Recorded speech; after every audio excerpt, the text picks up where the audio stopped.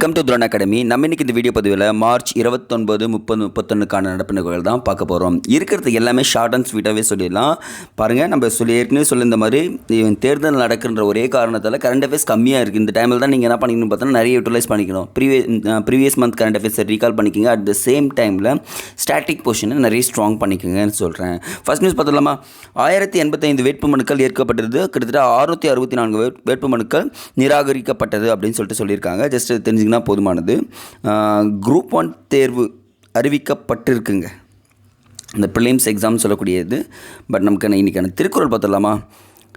தீயவை தீய பயத்தால் தீயவை தீயினும் அஞ்சப்படும். அப்படின்னா இந்த எப்போவுமே ஒன்று நினச்சிங்க, நல்லது கெட்டதை தாண்டி அந்த செயல்கள் தான் என்ன பண்ணணும்னு பார்த்தீங்கன்னா அவங்கள ரொம்ப பயப்படுத்தும்னு சொல்லியிருக்காங்க. அப்போ தீய செயல்கள் தீமையை விளைவிக்கும் தன்மையுடையதாக இருந்தால் தீய செயல்களை தீயை விட கொடுமையானதாக இருக்குமா? அப்படி நெருப்பை விட என்னது இருக்குமா? கொடுமையானதாக இருக்கும்னு சொல்லியிருக்காங்க. அப்போது தீய செயல்கள் செய்வதை நிறுத்திவிட வேண்டும் என்றதும் குறிப்பிட்டிருக்காங்க. பாருங்கள், சொல்லியிருக்காங்க பாருங்கள். குரூப் 1 முதன்மை தேர்வு கிட்டத்தட்ட 90 காலி இடங்கள் விண்ணப்பிக்கலாம். 90 பேருங்க. அதில் உங்கள் போஸ்டிங் ஒன்று இருக்குது, வாய்ப்பு நிறையவே இருக்குது.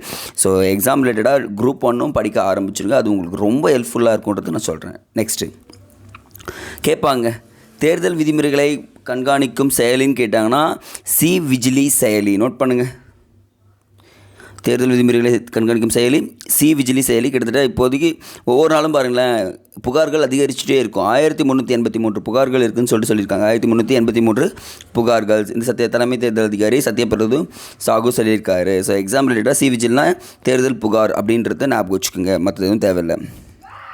நெக்ஸ்ட்டு இதெல்லாம் வேண்டாம், இதெல்லாம் ஸ்கிப் பண்ணிக்கலாம்.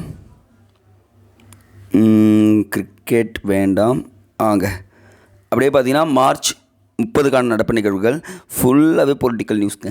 நான் எடுத்த ஒரு நியூஸ் ஃபுல்லாக பொலிட்டிக்கல் நியூஸுக்கு. ஆனால் நம்ம என்ன பண்ணுறோம், எங்கே ஒரு நியூஸ் கிடைச்சாலும் அதை என்ன பண்ணிடுறோம், நான் உங்களுக்கு சொல்லிடுறேங்க. ஏதாச்சும் ஒரு நியூஸ் கிடைக்குமான்னு சொல்லிட்டு வலை வீசி தேடிட்டு இருப்பாங்களே, அந்த நியூஸ் தான் இங்கே கிடைச்சது.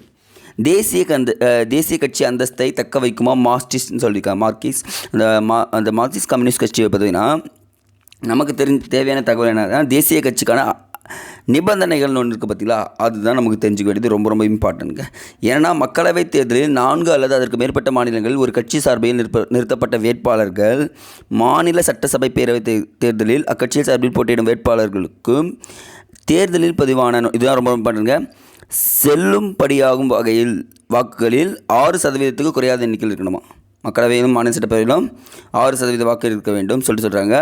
அத்துடன் 4 மக்களவை தொகுதி உறுப்பினர்களை தக்க வைக்க வேண்டும். 4 பேர் என்ன பண்ண தக்க வச்சிருக்கணும். முந்தைய மக்களவைத் தேர்தலில் மொத்த மக்களவை தொகுதியில் குறைந்தபட்சம் 2% தொகுதிகளில் கட்சி வெற்றி பெற்றிருக்க வேண்டும் சொல்லியிருக்காங்க. அதே மாதிரி குறைந்தபட்சம் 3 மாநிலங்களிலிருந்து கட்சி வேட்பாளர்கள் மக்களவை தேர்ந்தெடுக்கப்பட்டிருக்க வேண்டும் சொல்லியிருக்காங்க. அது இல்லாமல் குறைந்தபட்சம் 4 மாநிலங்களில் ஒரு கட்சி மாநில கட்சியாக அங்கீகரிக்கப்பட வேண்டும். இப்போ ஏடிஎம்கே எடுத்துன்னு வச்சுக்கோங்களேன், தமிழ்நாடு,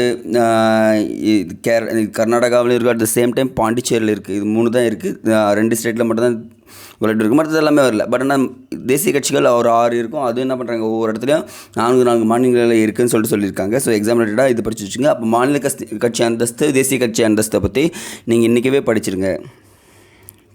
இங்கே பாருங்கள், இந்த ஐநா சபை பார்த்திங்கன்னா 2030க்குள் காசநோய் ஒழிப்புக்கு முற்றுப்புள்ளி அப்படின்னு சொல்கிறாங்க. காசநோய்க்கு முற்றுப்புள்ளினா நம்ம இந்தியா 2025ஆம் ஆண்டு காசநோய்க்கு முற்றுப்புள்ளி வைக்கும் சொல்லியிருக்காங்க. எக்ஸாம் ரிலேட்டடாக ரொம்ப ரொம்ப முக்கியங்க. இன்னைக்கான திருக்குறள், துன்பம் உறவரினும் செய்க துணிவாற்றி இன்பம் பயக்கும் வினை. அப்படின்னா இன்பம் கொடுக்கும் தொழிலை செய்யும்போது துன்பம் மிக வந்த போதிலும் துணிவு மேற்கொண்டு முடிக்க வேண்டும்.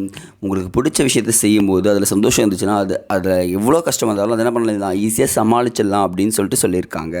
ஸோ இது மட்டும் திருக்குறள் மட்டும் எழுதிட்டே வாங்க, டெய்லியும் உங்களுக்கான பலன் எக்ஸாமில் கிடைக்கும். இதெல்லாம் விட்டுடலாம், இதுவும் முக்கியம் இல்லை. இல்லைங்க தண்ணி வெயில் தாக்கத்தால் தண்ணீர் குறைஞ்சிட்டே வருதுன்னு சொல்கிறாங்க. அடுத்தது ஞாயிற்றுக்கிழமைக்கான நியூஸ் பார்த்திங்கன்னா ஒன்று தாங்க இருக்கும். என்னங்க ஐயா சொல்கிறீங்க? ஆமாங்க, எல்லாமே தேர்தல் காலத்தை சூடு பறந்துக்கிட்டு இருக்குது, எல்லாருமே பிரச்சாரம் பண்ணிகிட்டு இருக்காங்க. அதை பாருங்கள், இது மட்டும் கொஞ்சம் அப்படியே ஸ்னாப் எடுத்துக்கோங்க. முடிஞ்ச அளவுக்கு யார் யார் எந்த தொகுதியில் எடுக்க போட்டிடுறாங்கன்றதை மட்டும் தெரிஞ்சுக்கோங்க. உங்கள் தொகுதியில் யாருன்றது கண்டிப்பாக உங்களுக்கு தெரியணும். ஏன்னா எக்ஸாம் ரிலேட்டடாக இன்டர்வியூ ரிலேட்டடாக உங்களுக்கு கேட்டாங்கன்னா என்ன பண்ணக்கூடாது, மிஸ் பண்ணிடக்கூடாது அப்படின்றது சொல்கிறேன். இங்கே பாருங்கள், வாக்காளர்கள் கிட்டத்தட்ட ஆண்கள் எவ்வளோ இருக்காங்க, பெண்கள் எவ்வளோ இருக்காங்கன்னு சொல்லியிருக்காங்க. ஜஸ்ட் நோட் பண்ணி ஸ்னாப்ஷாட் எடுத்துக்கங்க போதும். இது தாங்க நமக்கு முக்கியம். என்னென்னா முதல் மக்களவைத் தேர்தல்னு சொல்லியிருக்காங்க. அங்கே என்ன நடந்துச்சு, டெபாசிட்னா என்ன அப்படின்றது தெரிஞ்சுங்க. ஆனால் அது ஒரே ஒரு விஷயம் நம்ம தெரிஞ்சுக்கணும்னா, இந்த வாக்காளர் பட்டியல் ஃபஸ்ட்டு தேர்தல் நடந்துச்சு 1952. அப்போ வாக்காளர் பட்டியலில் வட மாநிலங்களை சேர்ந்த பெண்களின் பெயர் நேரடியாக இடம்பெறவில்லையாம். இன்னாரது மனைவி, இன்னாரது மகள் என்று அடையாளப்படுத்தப்பட்டது. ஆனால் நாட்டில் முதல் தேர்தல் ஆணையர் யாருன்னு பார்த்தீங்கன்னா, நோட் பண்ணுங்கள், சுகுமார் சென் தலையீட்டில் வாக்காளர் பட்டியலில் பெண்களின் பெயர் நேரடியாக சேர்க்கப்பட்டது. அப்போ பெண்களின் பெயர் நேரடியாக சேர்க்கப்பட்ட போது தலைமை தேர்தல் அதிகாரி யாருன்னு பார்த்தீங்கன்னா சுகுமார் சென் அப்படின்றத தெரிஞ்சுக்கணும். இவர் ரொம்ப ரொம்ப இம்பார்ட்டன்ட்గా. இவர் தான் நிறைய மாற்றங்களை தேர்தலில் கொண்டு வந்திருப்பார். சரிங்களா?